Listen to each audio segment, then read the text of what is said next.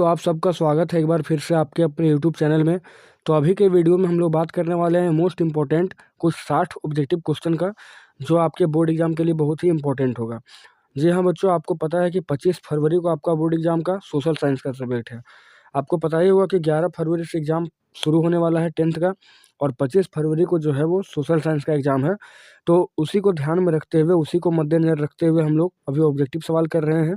तो ऑब्जेक्टिव सवाल का श्रृंखला कम से कम 10 ठो और आएगा दोस्तों। 10 के बाद आपको कहीं भी ऑब्जेक्टिव के लिए भटकने का ज़रूरत नहीं है। आपका फाइनली 30 में से 30 पक्का बनेगा दोस्तों, ठीक है। आप खाली वीडियो को वॉच कीजिएगा प्लेलिस्ट में जाकर। उसके बाद वो कंप्लीट होने के बाद हम लोग सब्जेक्टिव सवाल देखेंगे, और सब्जेक्टिव का 2 वीडियो बना हुआ है, लेकिन आपको और भी वीडियो हम देंगे बहुत अच्छा। और फाइनली सवाल दोस्तों वहाँ से मैच करेंगे, ठीक है, 100%। तो चलिए अभी हम लोग देखते हैं ऑब्जेक्टिव का श्रृंखला जो चालू हुआ है।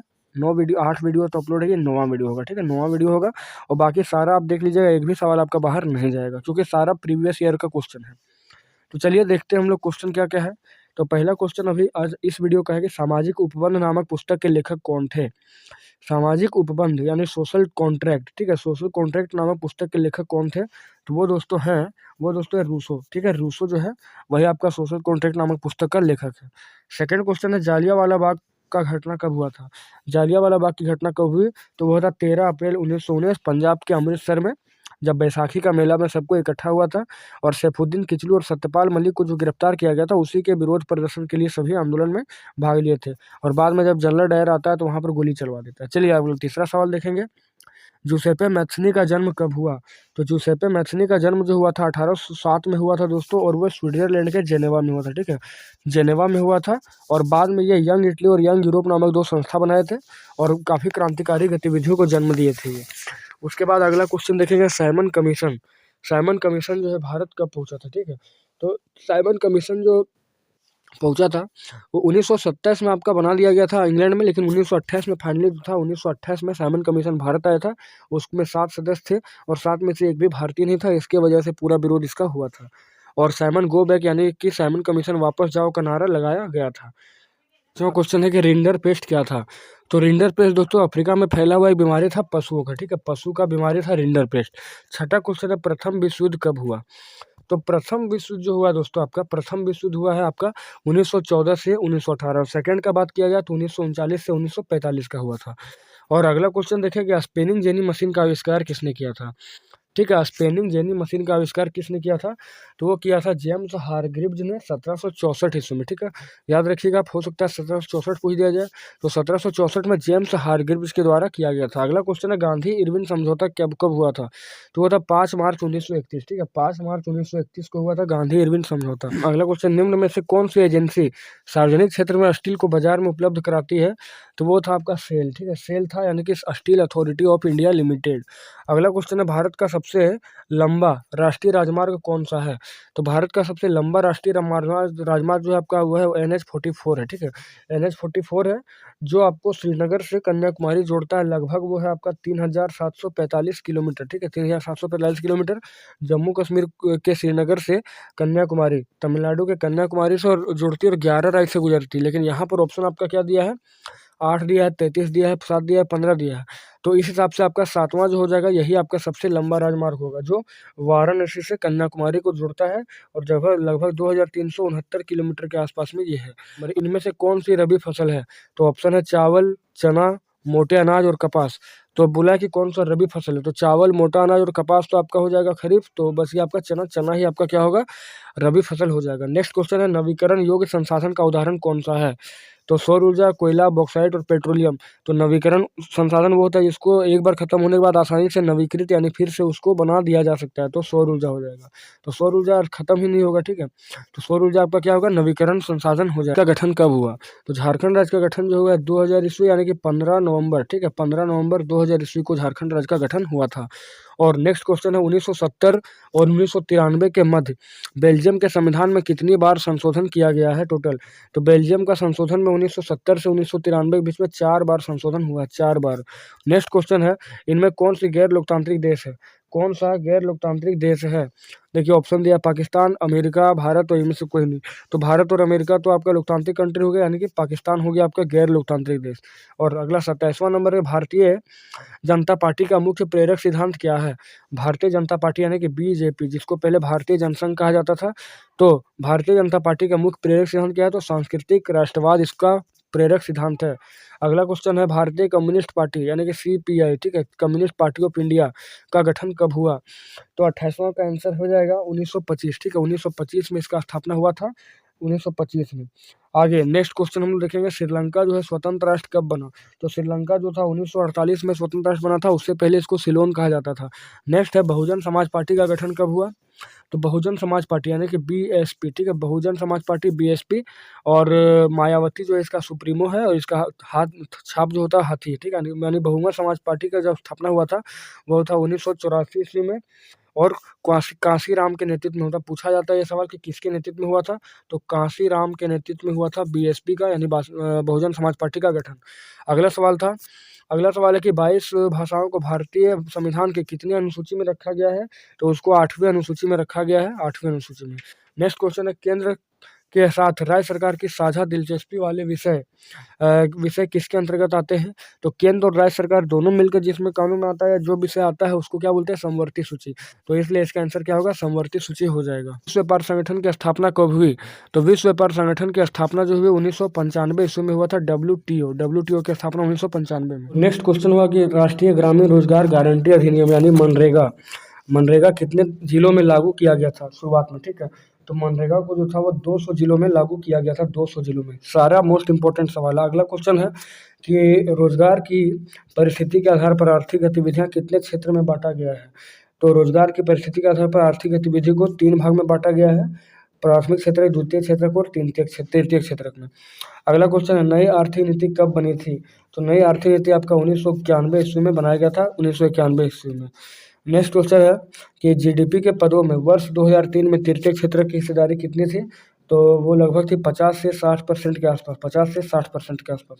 और अगला क्वेश्चन है कि वैश्वीकरण ने जीवन स्तर के सुधार में सहायता पहुंचाई है किसको?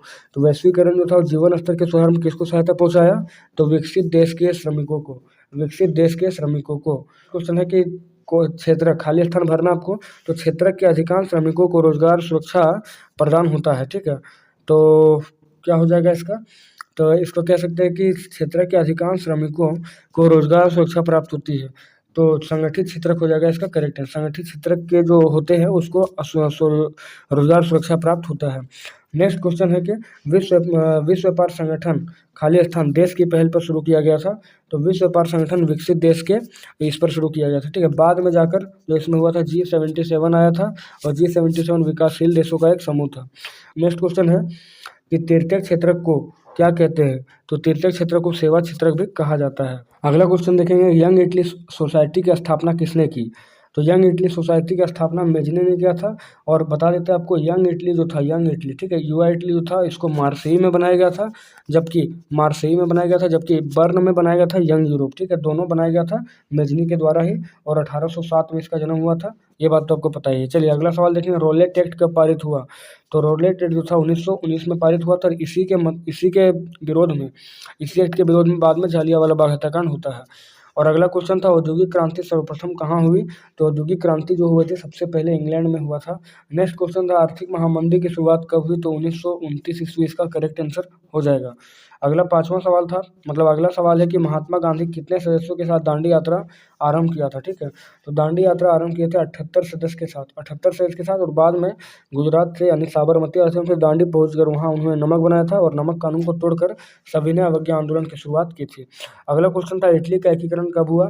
तो 1871 में सेंडोवा के युद्ध के बाद हुआ था आपका इटली का एकीकरण। अगला क्वेश्चन है कि खाली स्थान दिया है पहले, वियना सम्मेलन की मेजबानी किसने की थी? तो वियना में सम्मेलन की मेजबानी 1815 में हुआ था, जब नेपोलियन का हार हुआ था वाटरलू में।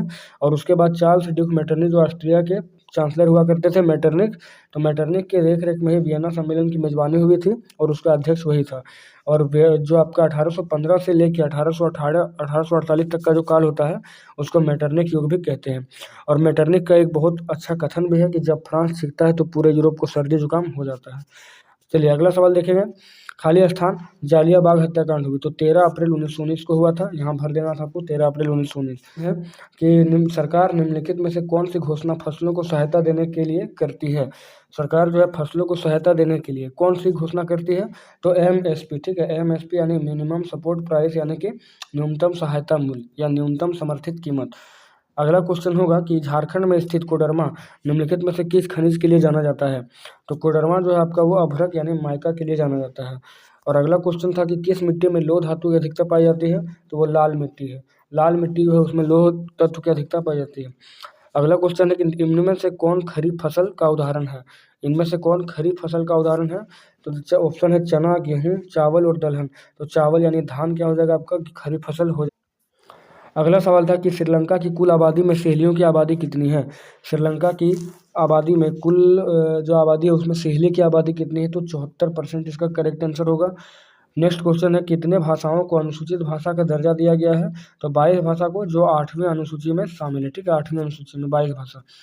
नेक्स्ट है समवर्ती सूची में कितने विषय हैं, तो समवर्ती सूची में फिलहाल 52 विषय आते हैं, 52 विषय। अगला क्वेश्चन था इनमें से कौन लोकतांत्रिक देश है, ऑप्शन है सऊदी अरब, नाइजीरिया, भारत और इनमें से कोई नहीं। तो लोकतांत्रिक देश क्या हो जाएगा, भारत। बाकी सऊदी अरब और नाइजीरिया आपका क्या होगा, तो गैर लोकतांत्रिक देश। अगला सवाल था भारत में कितने राष्ट्रीय दल मौजूद हैं, तो अभी फिलहाल जो है राष्ट्रीय दल 7 मौजूद है, जिसमें से कुछ महत्वपूर्ण है जैसे कि INC, Indian national Congress, BJP, BSP, राष्ट्रीय RJD, ठीक है, आम आदमी पार्टी, ये सब आपका क्या है, राष्ट्रीय दल है। नेक्स्ट क्वेश्चन था कि भारतीय राष्ट्रीय कांग्रेस का गठन कब हुआ, तो भारतीय राष्ट्रीय कांग्रेस का गठन 1885 में हुआ है। और 1885 में गोकुल दास तेजपाल जो कॉलेज था, संस्कृत कॉलेज बम्बई में, वहाँ पर हुआ था। और उसके बाद आप कह सकते हैं कि इसकी स्थापना जो किया गया था A.O. ह्यूम के द्वारा किया गया था। A.O. ह्यूम के द्वारा जो अंग्रेज अवकाश प्राप्त अधिकारी थे, अंग्रेजी अधिकारी, और पहला अध्यक्ष जो बना था इसका कांग्रेस का, वो W.C. बनर्जी थे, यानी कि रमेश चंद्र बनर्जी थे। अगला क्वेश्चन हम लोग देखेंगे कि चुनाव आयोग द्वारा बहुजन समाज पार्टी को राष्ट्रीय दल का दर्जा कब मिला।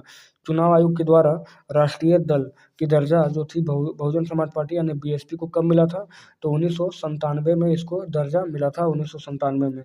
और BSP जो है हाथी छाप वाला है, जो है मायावती जिसकी सुप्रीमो है। चलिए अगला सवाल देखेंगे कि बेल्जियम में खाली स्थान सत्ता की साझेदारी का एक अच्छा उदाहरण क्या है, तो बेल्जियम में सामुदायिक सरकार जो है, सामुदायिक सरकार, ये आपका वहाँ पर सत्ता की साझेदारी का एक बेहतरीन उदाहरण पेश किया गया है। नेक्स्ट क्वेश्चन था खाली स्थान सहेली को श्रीलंका का राजभाषा कब घोषित किया गया, तो सहेली को घोषित किया गया था 1956 में। यहाँ पर कोई भी ऑप्शन सही नहीं, 1959 दिया, 1965 दिया, 1956 इसका करेक्ट आंसर होगा, ठीक है। सहेली को एकमात्र राजभाषा घोषित किया गया था 1956 में। और अगला क्वेश्चन देखेंगे, तो अगला क्वेश्चन हम लोग के सामने है कि इनमें से कौन प्राथमिक क्षेत्र के संबंधित है। खनन हो गया, वकालत, चीनी और इनमें से कोई नहीं। तो खनन क्या हो जाएगा, प्राथमिक क्षेत्र की गतिविधि हो जाएगी। नेक्स्ट क्वेश्चन था कि नरेगा में काम नहीं मिलने पर कितने दिनों के भीतर बेरोजगारी भत्ता मिल जाता है, तो नरेगा में काम नहीं मिलने पर 15 दिन के अंदर जो होता है बेरोजगारी भत्ता मिल जाता है, यानी 15 दिन इसका करेक्ट आंसर होगा। अगला सवाल था उत्पादन के उद्देश्य से इनमें से कौन प्रथम स्थान पर आता है, पूंजी, भूमि, श्रम और औजार। तो सबसे इम्पोर्टेंट जो होगा उत्पादन के हिसाब से आपका भूमि हो जाएगा, ठीक है। भूमि हो जाएगा, भूमि होगा, उसके बाद आप पूंजी लगाएंगे, और पूंजी के बाद श्रम के लिए इकट्ठा करेंगे, फिर औजार होगा, ठीक है। तो भूमि आपका क्या हो जाएगा, सबसे प्रथम स्थान पर होगा। नेक्स्ट क्वेश्चन था वर्तमान में कितने देश विश्व व्यापार संगठन के सदस्य हैं, 164 है, ठीक है। ऑप्शन यहाँ पर एक भी नहीं, तो आपको याद रखना है 164 जो है वो सदस्य आपका WTO में है। अगला सवाल था इनमें से कौन तृतीय क्षेत्र से संबंधित है, तो खनन बोला है, फिर कृषि बोला है, फिर बैंकिंग बोला है, इनमें से कोई नहीं।